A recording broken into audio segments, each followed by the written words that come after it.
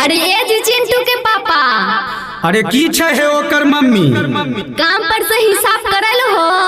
नहीं किया की बात है? लाबो हमरा फैशन करे के है। रौ बाप, अरे बाल बच्चा खाए नहीं जुटे छ, तोरा फैशन सुझै छै? उ सब हम कुछो नहीं बुझबो।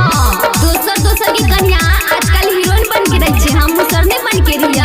अरे बाप रे बाप, हे भगवान, तो तू हीरोइन बनबी ने गे? हां जींस टॉप किन के लाई दो ए सैया। अरे सुनै छ हो, जींस टॉप किन के लाई दो ए सैया। कर तू एगो निक काम हो, अरे कर तू एगो निक काम हो। अच्छा आगे तनियो लाज शर्म करेगे मौगी, होई जैते इज्जत नीलाम गे। आगे तनियो लाज शर्म करेगे मौगी, होई जैते इज्जत नीलाम गे।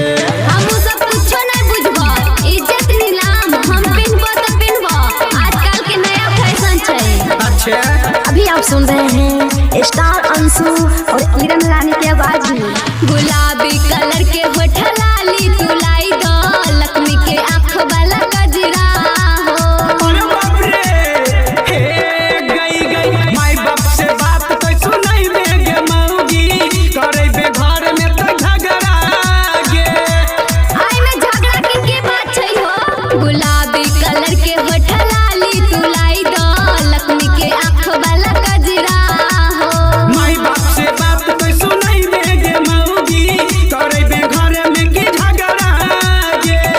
हमरा माने तो झगड़ा होबे ना करता, उ सब न कुछो बुझबो ए सैया। घर से जे हमरा भगैते गे मैया। नेट वाला कुर्ती मंगाई दो हो राजा, सस्ता छै ओकर दाम हो, अरे सस्ता छै ओकर दाम हो।